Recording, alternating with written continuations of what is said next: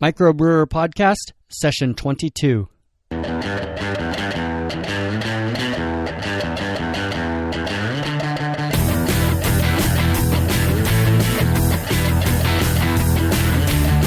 Welcome to MicroBrewr Podcast, inspiring you as you start your own microbrewery or take your existing brewery to the next level. Here's your host, Nathan Pierce. Welcome to MicroBrewr Podcast. We talk about everything craft beer related with a focus for people looking at starting their own microbreweries or wanting to take their existing breweries to the next level. I'm your host, Nathan Pierce. This is a weekly podcast interviewing brewers and brewery owners, going deep to get inside the industry and inside the heads of people who work there. We have show notes for all the episodes at microbrewer.com. So go to the website for the show notes and other content at microbrewer.com. The show notes for this episode are at microbrewer.com/session22. In every episode, I ask one question of the guest from one of the listeners. I have a section for a listener question on every episode. And I think it's kind of cool because it's a different question every time. So sometimes it's related to what we're talking about and sometimes it's not. And it's just a fun time for sort of open discussion. We never know what we're going to get. And I have a list of questions that I've gotten from Twitter and from friends and family, and maybe a few came in on Facebook, I think, but it's running kind of low. I want to keep on doing the listener questions, so please go to the show notes for this episode, microbrewer.com/session22, and let me know a question that you would like to ask one of the guests coming up on the podcast. Thanks a lot for doing that. Please subscribe in iTunes or Stitcher if you like the show so you won't miss any episodes. And if you want a link for the podcast in iTunes, you can go to microbrewer.com/iTunes and it'll have a link there for how to find it. In this episode, I talk with Matt Graf from Arbor Brewing Company in Ann Arbor, Michigan. Matt started homebrewing in the early 1990s. And then he and his wife started a brew pub in 1995. They started a microbrewery in 2006 because in Michigan there's no license for you to be able to make a brew pub where you make the beer and serve it on site and also package beer for outside distribution. So they opened up a separate microbrewery not far away in Ypsilanti. And then just about a year and a half ago, they actually became international business owners, opening up another brew pub in India. I was really surprised to hear that because I didn't see anything about it on their website. I try to sound like I know what I'm talking about when I'm doing these podcasts, so I'll look at the website of the breweries before I call them up. And that was such a really neat story. So lots of fun stuff coming up. Matt talks about how they believe in capitalism with a conscience. And that dictates how they run their business and everything from bookkeeping and the financials, to how they manage their staff. They just tell their managers, run the brew pub as if it were your own. Take it and do with it as you will. Make it the best thing that you can make it. They also have geothermal cooling, where they use cool groundwater below their facility and pump it up to cool their storage unit. And we mentioned the IndieGoGo campaign too. They have an IndieGoGo crowdfunding campaign to get them a new kitchen. So keep listening for the interview, and I also encourage you to check out Arbor Brewing's website and their IndieGoGo campaign. I'll have links to that in the show notes, and I'll mention more after the interview. And here's the interview. Hi, Matt. I introduced you to the listeners. Let's take a few minutes, and you could tell us more about you and your brewery. I started homebrewing back in the very early days in 1992.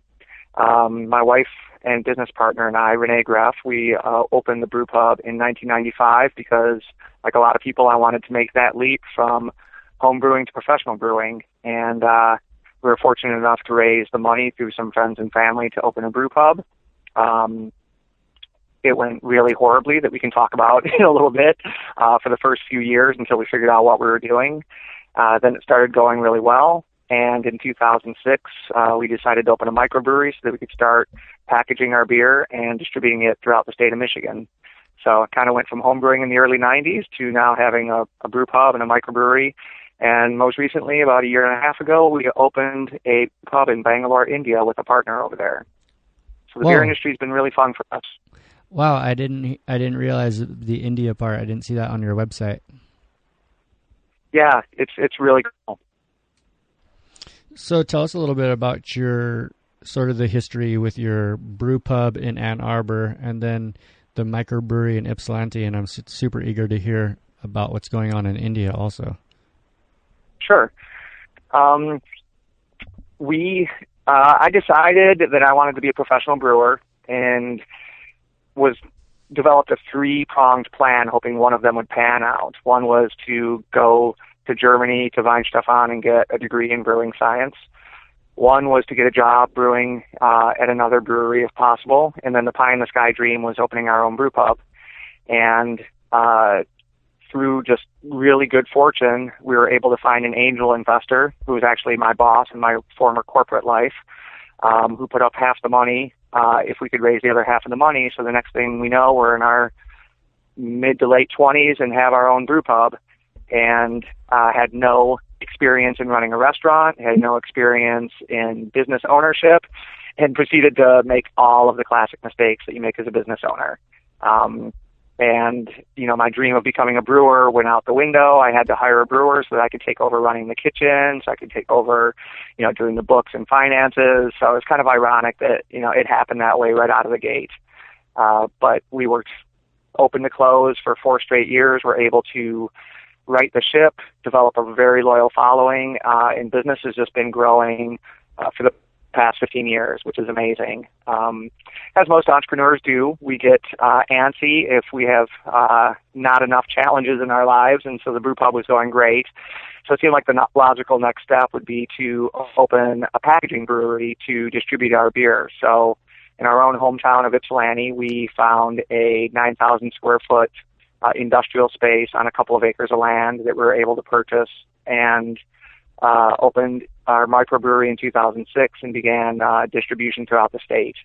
And again, distribution has its own learning curve, so we spent a couple of years really trying to figure out the best way to market our beer, brand our beer. In our neck of the woods, in the Ann Arbor, Detroit area, it went really well right out of the gate. But once you get out of the area where people were really familiar with our Arbor Brewing Company brand, it's back to square one and really trying to introduce people to your beer and win fans all over the state of Michigan. That's a lot of info. I'm trying to think of some follow-up questions. Should I go into the India thing? Oh, yeah. So tell us about India. So in 2009, we got an email out of the blue from a gentleman named Graf, who lives in Bangalore, India, who had recently graduated from the University of Michigan, which is in Ann Arbor, where our brew pub is. And he sent us a really nice email saying how he misses his days drinking craft beer at the Arbor Brewing Company and playing darts and shuffleboard, and has moved home after graduation. And he felt like India was at a place like the U.S. was back in the late 80s, early 90s, where laws were just beginning to change state by state in India to allow small breweries. And he wondered if we wanted to partner with him to open an Arbor Brewing Company in Bangalore. And we were so buried with the microbrewery at the time that we said no out of hand. And he said, don't say no. We can really work something out that you guys can handle. And he basically made us an offer we couldn't refuse. And so we love beer, we love travel. We're like, all right, let's go to India. Let's go meet him. Let's look at some locations and sites. And we absolutely fell in love with his family, him, the country, and realized immediately that there is a huge, huge market for craft beer in India. I mean, there's one mega brewery that makes really light, bland, flavorless beer and nothing else. And so there's a huge, huge market begging for something with more flavor. And we ended up agreeing on terms of a partnership, a joint venture agreement with him. And it took forever because of Indian corruption and bureaucracy to get the place open. But we started pouring beer in February of 2013, and it has just gone gangbusters. We're actually looking for another location as we speak. It's just been amazing. That is incredible. Did you ever think in 1992 when you started homebrewing, or 1995 when you opened your brew pub, that you'd be an international businessman? No, absolutely not. And I have to say that is one of the coolest things, is sitting on the terrace of an Arbor Brewing Company in Bangalore and just thinking back to my very first 5-gallon batch of homebrew in 92, thinking I had absolutely no idea what door I was unlocking by making that first batch of beer, and I just could not be happier. So how often do you get to go to India? We go once a year. Now that it's open, we go once a year for about 2.5 months. We spend time, we do, pretty rigorous beer training for the staff there every time we're in town. We do service training. We help our partner with business development. We look at other opportunities. When we find another location and start that project, it'll be more frequently until that place gets open and is up and running. But for just maintenance, we're there once a year. And not coincidentally, it's during, it's January through March when the weather in Michigan is not so lovely, and the weather in Bangalore is absolutely perfect. Nice. So how did you find brewers in Bangalore? Actually, it's a great story. We had our head brewer at the brew pub, Logan Shadig, had recently returned from a 3-month sabbatical where he went down to Ecuador with a friend to help a friend of theirs open a tiny little brewery, like a 10-gallon system, at a hotel in Ecuador. So he has, the love of travel and excitement and adventure, and he's single, and he was 25 at the time. And so he volunteered to go for the first 6 months to make sure that, he and I were going to work together for a couple months, and then he would stay for a 6-month contract. And hopefully at that point we could find somebody and train them. But it became clear very quickly that since there's no homebrew culture in India like we have here, there's really not a pool of people to choose from locally to kind of apprentice and train to take over brewing. And he also absolutely fell in love with India. And so when his 6-month contract was coming up, he said, do you mind if I stay for another 6 months, because we're not really ready to transition to anybody else yet? And then I said, yeah, I think that's a great idea, because he's a great brewer, and that way I don't have to worry about the beer quality. In the meantime, we got his best friend a job as his assistant brewer in Bangalore. So him and his best friend and bandmate are living together in Bangalore. And basically he said recently, I hope you don't mind, but I love it here. I want to stay. And so he's there indefinitely. Wow. And if we open more locations, it's really nice to have him there to help, be on the ground and help us, keep the high quality of beer flowing at multiple locations. So yeah, he's loving life. He's having so much fun over there. He's actually home right now. He's headed back next week to Bangalore. But yeah, it's just serendipitous for him as well. He never dreamed when he started with us, 7 years ago, that he would end up being the head brewer at the most popular brewery in India. So you're looking at a second location also in Bangalore? We're actually looking in a city called Pune, which is similar to Bangalore in the sense that there's a lot of IT businesses there. There are a lot of call centers there. There are a lot of expats there. And it's a big city, so we're looking there. We're also looking at potentially Goa, which I would love, because Goa is absolutely beautiful, and it's on the Arabian Sea, and it's all beaches. I'm like, I want to go be the head brewer at the Goa location. Yeah. Do you surf? I hear they're surfing in the Great Lakes. Maybe they're surfing in Yeah, Goa. there is. I don't surf, but if I were stationed there, I would certainly learn how. Well, you mentioned expats, and I was wondering what your clientele mostly is, especially when you said your brewer is from the U.S., right? Yep. And he's also got a band there, so you're like, makes me wonder who your clientele is and what style of beer you're making. Are you guys totally exporting American beer and American music with the live music? Yeah, or? basically that. We are. Our crowd, I have to admit, and it makes me really happy, more local Indians, Bangaloreans, than I expected it to be. I would say we're about 2/3 Indians, 1/3 Westerners. And I think that's great. It's ideal, especially for the long-term success of the business. There's a lot of disposable income among, certain class of Indians, and if they fall in love with your product, you can do really, really well. So that's been a nice surprise. It's great seeing all of the Westerners, but we love introducing Indians to American full-flavored craft beer. With that said, usually 6 or 7 of our 8 taps are full of tried and true Arbor Brewing Company beers. But Logan has free reign over the other 2 taps to create a lot of local style beers using a lot of local spices and teas and fruits, and has been just doing a really, really nice job of keeping the beers, local and interesting. But Indians, as a general rule, like strong and sweet. So our Belgian style triple, which is our strongest beer, and our sweetest beer, is our number 1 seller. And it's actually kind of neck and neck with our Hefeweizen. Wheat beers are very, very popular in India. So those are our 2 big sellers. Are you going to have a chai beer? Yeah, we do. We make a chai PA. Oh my gosh. Make a garam. Oh, it's so good. We make a garam masala pale ale that's out of this world. Am I going to have to go to Bangalore to try some of that? I think you are. I think we need to do another show from Bangalore. Well, I've seen a few good movies from India lately, and especially just last night I saw The Lunchbox from 2013. Oh, yeah.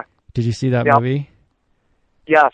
Fantastic. These guys, I guess the whole premise of the movie is there's like, I don't know how many millions of lunchboxes are delivered every day, and I guess somebody from Harvard came to study it, and they found out that only 1 in a million is delivered to the wrong place. Yeah, so, it's absolutely amazing. Pretty good movie. So, yeah. But I'm wondering if you have that in Bangalore, are you going to deliver some of your pub food with these guys? I know. I just saw our partner over there just emailed me that we did catering for 1,000 people. I'm not sure how they pulled that off. So it's not exactly the same as 1 million lunch boxes, but somehow we did, off-site catering for 1,000 people at an event. So it's a big operation we have over there. It's crazy. Wow. Well, we better move on. Thanks for broadening the picture of all the things that you have going on. But let's focus the discussion a little bit. Do you have core values, core words, or operating principles that you work by at Arbor Brewing? Yeah, I would say that, it's a little cliche sounding, but capitalism with a conscience has pretty much been our guiding principle from the beginning. When we decided to open our own business, both Renee and I were working corporate jobs, and we really wanted to, we were pretty jaded, even though we were really young, about, the corporate world. And we thought if we ever are fortunate enough to have our own business where we can put our own stamp on it, we want a business that is deeply embedded in the community. We want a business that deeply cares about its employees, and not just be completely profit-driven. So from the very beginning, that's why we wanted to have our own business, to have our freedom to create something that we thought is important. And that has been and remains our guiding principle since 1995. And there's been a lot of time in between 1995 and now. Tell me, what has been the biggest mistake that you've ever made as a brewery owner? Oh, boy. There's so many. But I would have to say that at the very beginning, because we didn't know any better, we made all of the classic mistakes that small business owners without a lot of experience make, which is we went into the project undercapitalized. We did not raise nearly as much money as we should have, and that really put us in a bind when we had cost overruns on construction. We just didn't have the money we needed to really complete the project right and still have operating money left over in the bank. And so compounding that, in our business plan, we overestimated what sales revenues were going to be. We underestimated what expenses were going to be. So we thought, well, once we get the doors open, there's just going to be this flood of money and all of our problems are going to be solved. But we didn't have the operational experience to have a really efficient, profitable restaurant. So, like I said, our revenue was not as high as we thought it was going to be. Our expenses, especially labor, were a lot higher than we thought they were going to be. So we were just in a deep financial cash flow hole from day one. And so that's our advice that we give to people all the time looking to start any business is raise 30% to 50% more money than you think you need. Be ultra conservative in your revenue forecasts and be over the top on your expense forecasts, and then see if you think it's still a financially viable model. Well, the next question I always ask is, what would you do if you could do it over again? Is that what you would do, or is there something else that you would do to do it better? I think that's probably the only thing I would do differently. I mean, we really got into this out of pure love of beer and brewing and pub culture. And like I said, with our capitalism with a conscience, we had a clear idea of what kind of a business we wanted to run. So I think other than those mistakes that we made, the financial mistakes, I wouldn't change a thing. And I wouldn't even change that now because we were forced to learn the business inside and out, every aspect of it. And it just made us such a stronger organization now that, Renee and I can literally step in and do any job in the brew pub. So I think going into it for the right reasons makes me have no regrets about anything that we've done.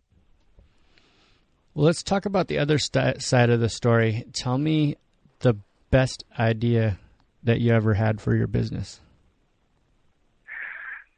I would have to say that the best idea we ever had was realizing that we had to give up control of a lot of the operations to our extremely capable staff if we wanted the business to grow and succeed. You can't be a control freak in a relatively big business. And I'm talking relatively big. I mean, 40 employees or so and a management team of 8. The best decision we ever made was giving our management team a lot of autonomy. Instead of saying, I want you to run the brew pub the way Renee and I run the brew pub, we said, run the brew pub as if it were your own. Don't try to figure out how I would decide what to do in a situation. Act like it's your own business and make the decisions you would make if it were your own business.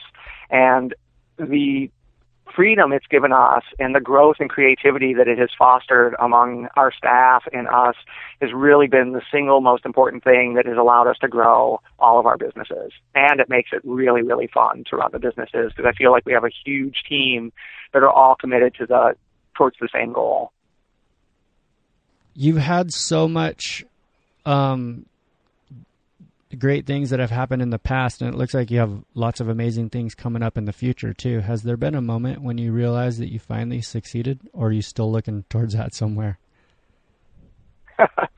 Yeah, you never really feel like you succeeded, but there was a moment that really hit home, especially as it was during the difficult early days of the brew pub. Like I said, I started I hired a brewer so that I could manage the business and run the kitchen. And so I was in the kitchen from open to close every day, 7 days a week. Renee was running the dining room. And we got things turned around, and cash flow started to improve, and sales started to build. And this was all happening between 95 and 98. And then right when we were seeing the light at the end of the tunnel and feeling like we might survive, Brewpub magazine named us the best brew pub in the Midwest in 1999. And so you have this national magazine associated with the Brewers Association naming us the best brew pub in the Midwest. And that was a moment that I don't necessarily want to say made us feel like a success, but it validated all of the hard work and everything that we've been putting in to the business and made us go, okay, so there must be something about this that's working that we would get this kind of recognition. And it was like a adrenaline shot in the arm, and we just kept the momentum going after that. Do you have a favorite memory since opening the brewery? I would honestly have to say that opening night at the brew pub in Bangalore is probably our favorite memory. Just because it was so far-fetched, like we talked about. It was never on our radar. And to be sitting in a restaurant brew pub full of 500 people, 350, 400 of whom are Indians, with an all-Indian wait staff wearing the Arbor Brewing Company logoed T-shirts that our wait staff wear, drinking beers, half of which are still beers that have evolved from my 5-gallon homebrew recipes back in 1992, was just the most amazing experience. We had worked so hard on that project that we didn't expect it to be, it felt normal until that opening night and the place was packed, and we were like, this is insane. How did we ever end up here? It's such an inspiration. The story is so rad. And I know there's a lot of people who would like to do half of what you've done. So what could you tell an aspiring home brewer? What's the most important thing for them to start doing tomorrow? I would say, obviously, number one, do your homework. Even before you do your homework, you have to have a clear vision for why you want to do this and what you want to create. So if you can't define that for yourself, you need to continue to work on it until you can define that for yourself. And once you can define that, then you need to do your homework. You need to figure out, is it financially viable? How do I structure the business? What's my plan going to be? What can I live on? Do I want to grow to be a huge brewery? Do I want to be a small local brewery? And then get as much experience as you can. If it's going to be a brew pub, go work in restaurants for a year. If it's going to be a microbrewery, go clean kegs and mop floors in a microbrewery and learn as much as you can, because you can never, ever be prepared enough for opening your own place, because so much happens that you never anticipated, that you just have to have as much experience under your belt as possible and have plan B, plan C, and plan D and plan E all in place, or at least a concept of them before you open. Plan. Exactly. Well, now we have a question from one of our listeners, Tanner Monroe, who asks, have you thought about pairing beer to food as a complement beverage to food? Absolutely. And it's really nice because that has been a wonderful change in the industry in the 19 years where chefs are now taking beer seriously and doing beer dinners with breweries the way they do wine dinners. The way they do wine dinners, pairing wines with their food. And it's so much fun now partnering with really amazing restaurants and chefs to do beer dinners and seeing how they pair certain dishes with certain beers. And of course at both of our breweries, we recommend certain pairings, like this goes well with that, and it's so much fun. And there's no right or wrong answer, but you can definitely help point people in the right direction. Like if you're eating something really, really spicy, you probably don't want to have something really hoppy because that exacerbates the spice. You might want to have something a little sweeter and less hoppy, unless you really want to just burn your face off, which is fine. You can do that. You can have a double IPA with really spicy food. But we definitely enjoy, kind of helping people discover the joy of pairing beers with food.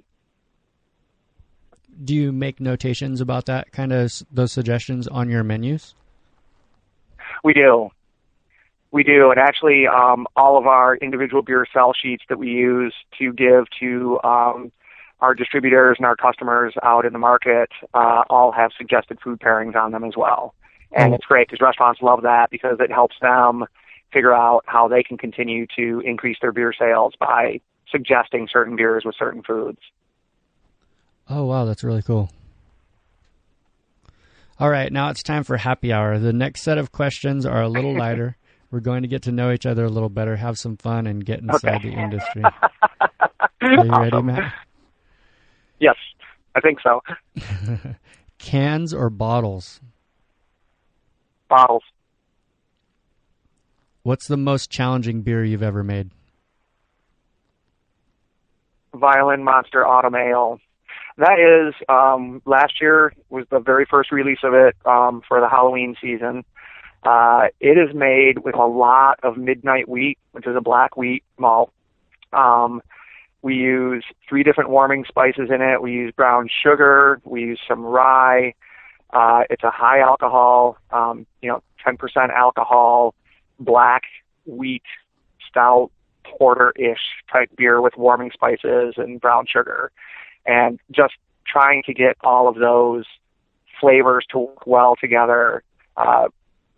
We did more recipe development on that beer than any beer we've made in 19 years. We did 6 different pilot batches, experimenting with different yeast strains, with different ways to introduce the spices, and we were rewarded for it. It just became a huge, huge hit. In fact, we were supposed to be released in September and be around for Halloween, and by the end of September, we were completely out, and it was too late to even get another batch in for Halloween. So we're gearing up for Violin Monster season already. I follow somebody on Vine by the Vine name of Earl and Tiffany, and I think she works at a beer store. She just says in the Pacific Northwest, called 99 Bottles. And probably a few weeks ago, this is being recorded on August 8th, so like in July, she was saying that they were already getting all their pumpkin beers in, and pumpkins, aren't even in season yet. So I was surprised to hear you say that your beer was released around Halloween, but it's not a pumpkin ale. Because they're so It's not, popular. and it's funny. Yeah, we came out with this beer for that same season, but personally, I don't like pumpkin beers. I don't like pumpkin pie. I don't like pumpkin anything. I don't like pumpkin spices. So I wanted to come up with something that would fit the fall season and the Halloween season, but not be a pumpkin beer. And yes, we actually released the bottled version of our Violin Monster August 1st. It's an arms race of getting the fall beers out really early, and then the draft will come out right after Labor Day.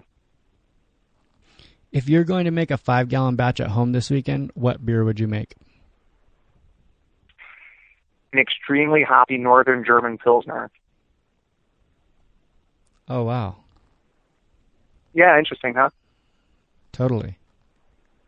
Yeah, I left that part out. I fell in love with beer. I studied abroad when I was in college. I lived in Germany for 6 months, in Northern Germany, and basically went from, shotgunning Goebbels in my dorm room to drinking these amazingly crisp, hoppy, beautiful Pilsner beers out of gorgeous tulip glasses with gold rims and doilies on the stem on beautiful coasters, and it was love at first sight. And so I basically spent the next 6 months drinking every beer I could get my hands on in Germany, and without realizing it at the time, that was the seed that planted my desire to homebrew eventually. Well, you say extremely hoppy, but you would make an extremely hoppy one. But when I think of Pilsner, I think of a more mellow lager beer. Yeah, and that's why, again, I'm lucky that the beers I fell in love with were Northern German Pilsners, because one beer in particular, Jaeger Pilsner, as it turns out, was the hoppiest, had the highest IBUs of any Pilsner in Germany. It was at one point, it was up to 45 IBUs. They've since watered it down a little bit, which bothers me. But we make a Euchre Pilsner, which is my homage to the old Northern German Pilsners. That's 43 IBUs. Very nice, crisp, hoppy beer. And the hops really pop, obviously, in a beer like that doesn't have a lot of other, it's got a nice malt backbone, but there's none of the specialty malts or sweet malts in there to get in the way of the hops. I just think they're amazing beers. And you can't hide behind anything. If you have any errors in your lagers, they're going to show up. You can't hide behind boatloads of hops or a ton of different specialty dark malts or anything. So I think it's a testament when I go to a brewery or a brew pub and they have a really clean, delicious lager, then it's my hats off to them. Tell me one beer style that you think will be gaining more attention. I think mild IPAs. I think we're going to start seeing, and I hate to even say, it's a mild pale ales. I think you're going to see session, lower alcohol beers that pack the hop flavor of IPAs, because people want to have a few beers in a sitting and want to get their flavor, but don't necessarily want all the alcohol content. So I think you're going to see a lot of that in the future. Could I call that a session IPA? Yeah. Is that the same thing? Which is really, it is the same thing. And it's, yeah. Can you suggest a book for our audience that will help them succeed in opening a brewery?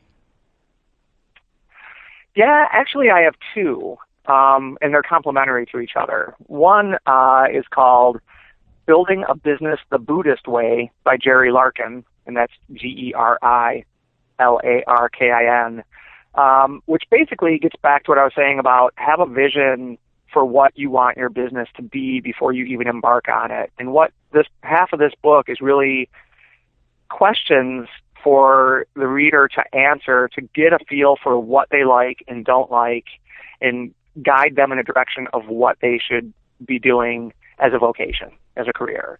And it's really helpful, I think, for sorting out what you can and can't do and coming to grips with, you might not be cut out for owning your own business or owning a certain type of business. So I think, and it also walks you through, management philosophies and styles. It's a great book. The other one is one that, when I talked about giving a lot of responsibility and autonomy to our managers, it was a direct result of this book. It's called There's Got to Be an Easier Way to Run a Business by Bill Marvin. And it's kind of hokey. It's a pretty easy read, very short, like 3-page chapters, but it's incredibly liberating. It is basically, your job is not to control people and walk behind them and tell them what they're doing wrong. Your job is basically, if you have a poorly functioning business, it starts at the top. You're the one that hired all these people. You're the one that trained all these people. You got nobody to blame but yourself. And so you need to be more of a coach and figure out what's working, what's not, put the right team on the floor, figure out what they need to be successful, coach them, help them, develop them, and let them play the game. Let them be the ones that go out every night and make your restaurant awesome. And that has just been an amazing lesson for us and has given us the best staff ever.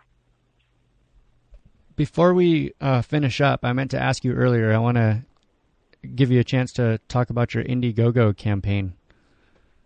When we opened the microbrewery in 2006, the last thing we wanted was another restaurant. We really wanted a brewery, really simple tasting room and beer garden, just some bar snacks, and a production brewery for bottling and kegging and everything.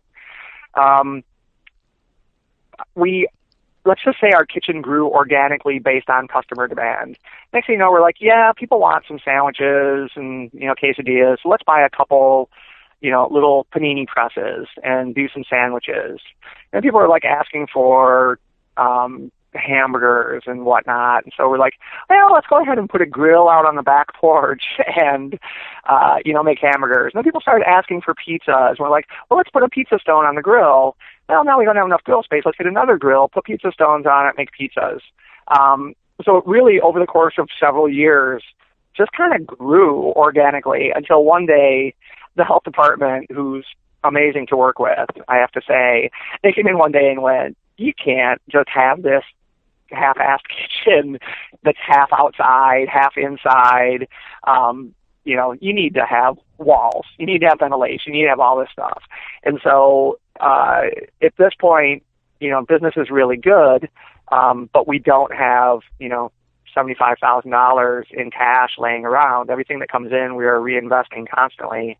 So what we decided to do was do what we did before we opened back in 2006, which was sell some really sweet perks to our customers that you normally can't get, and try to raise, the money that we need to build out a real kitchen and put out a real menu, because we have really talented kitchen staff. We've got great customers who deserve really awesome food, and we're selling some really, really cool stuff on IndieGoGo to raise the money to do the kitchen. And it's been really heartwarming how, our friends and customer base and strangers have really reached out to buy some really cool things, and, they get something great and we get money to put towards our kitchen. So it's going really well.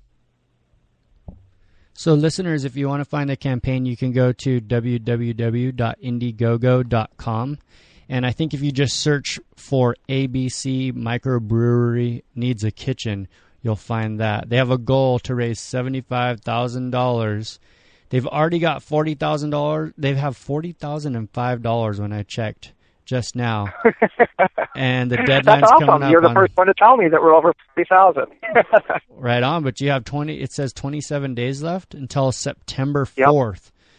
So there's still plenty of time. You got a long ways to go. So listeners, go check them out there. And I especially encourage the listeners to check it out because there's some cool pictures of your solar-powered brewery. And I want to ask you about this one, the geothermal cooling unit. Yeah, that is the whole renewable energy project we did was spectacular. We're the first solar brewery in Michigan. So we're generating hot water and electricity by putting 144 solar panels on our roof. But we also needed a big storage unit for our packaged beer when it's done. And we're going to put in a big, traditional walk-in cooler, which is incredibly expensive not only to install but to run it. I mean, you're looking at $3,000 or $4,000 a month to heat it and cool it. And we don't need our beer to be at 38 degrees. We just want it to be cool, 50 or 55 degrees, because it's only back there for a week before it's off to the wholesalers and then out to accounts. And while we're going through this whole exercise of looking at options for sustainability, I thought, well, geothermal would be a perfect application for this. So we dug 6 75-foot deep wells in our parking lot, ran PVC down to the water table, 75 feet down, and have these low energy usage, low flow pumps that just are constantly pumping water through these pipes down into the water table to pick up that 55 degree temperature. And then all the piping is through the concrete floor that we poured. And we just have this 55 degree radiant heating and cooling source constantly circulating through the floor of this big 2,200 square foot warehouse. And we're blown away by how well it works and how cheap and inefficient it is. So, we're saving over $20,000 a year in energy costs by doing it this way. And it was not very expensive to install it. So that has just been a really cool project that's paying for itself really fast. Can breweries do that anywhere else, or is that just because is the ground especially cold up there in Michigan?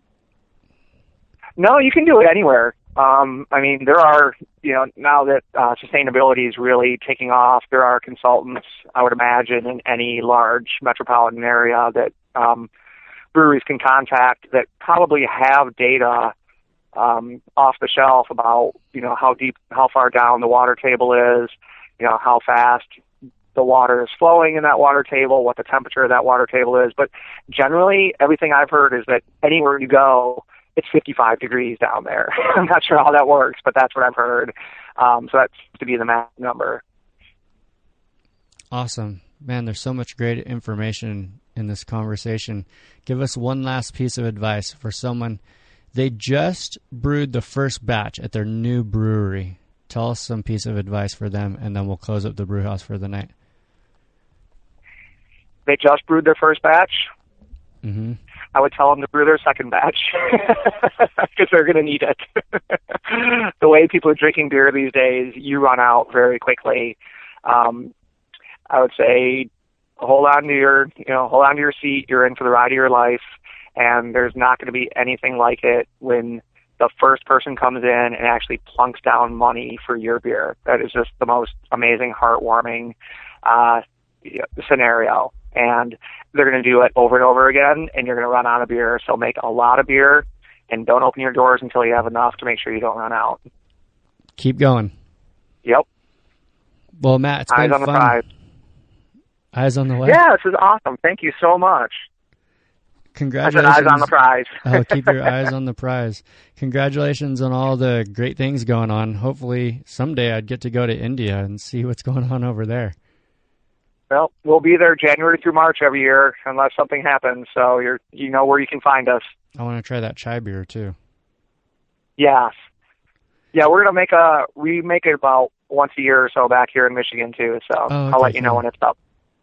Well, thanks for sharing your tips on starting and operating a successful brewery. Tell us how we can stay in touch with you, and then we'll set this episode aside to ferment. Okay. You can keep in touch with me by email is the easiest and best way. My email address is mgreff, MGREFF, at arborbrewing.com. Thanks again, Matt Graf, for being on MicroBrewr Podcast. Man, that was such a cool talk. I really like what Matt said about develop a vision, do your homework, get experience. And I like their management style too. I see so many small businesses where they have a really good product, they have a really good concept, the customers love it, and they could expand so much, but the owner or the manager just has too much of a hold on it and kind of like are afraid of letting go, essentially. And that's a problem that I struggle with myself. I blog on a separate blog site, nathanpierce.me, and I've been writing lately about my struggle against perfectionism. And part of it is like I totally know that I'm a micromanager, and that's the problem that I have had in workplaces too. I mean, I've written about quitting the last job that I had a year and a half ago due to stress in the workplace, and a lot of that stress was dealing with micromanager bosses. Whereas at Arbor Brewing Company, they tell the managers, just go with it, run with it, do the best you can, and like take ownership of it. So it sounds like the books that he mentioned really relate to that too. I'm interested in looking into those, and we're going to have links to those on the show notes page. For every episode, we have a show notes page with links to resources and whatnot. And those book links, most of the book links that you see are actually affiliate links. So if you click on those links and buy a book, most of them point to Amazon. I'll get a little bit of money from that. It's like $1 or something. Somebody bought a book. Thank you very much. And also, keep an eye out for a books page. I'm going to add a books page to the website, so you could just find all the books in one spot, and it'll rank them based on how many times each book has been recommended. So go to the show notes page at microbrewer.com/session22. You can find all those links and other resources. And thank Arbor Brewing Company and Matt Graf for being on the show. Oh, yeah, I almost forgot to mention in the IndieGoGo campaign. Arbor Brewing Company has an IndieGoGo crowdfunding campaign to try and raise money for their kitchen. So go to IndieGoGo.com, IndieGoGo.com, and search for ABC MicroBrewery. They're trying to raise $75,000 by September 4th, and they're barely at $40,000, so help them out. And they've got a really cool video and lots of other information there too, which would actually might give you some ideas if you're trying to do an IndieGoGo or crowdfunding campaign for your own brewery. If you like the show, please subscribe in iTunes or Stitcher, and they'll send you every episode as soon as it comes out. For a link to the podcast in iTunes, go to microbrewer.com/iTunes. Thanks again, everybody, for listening. And until next time, support your local brewery, and we'll see you next week. Thanks for listening to MicroBrewr Podcast with Nathan Pierce. We'll see you right here next time at microbrewer.com.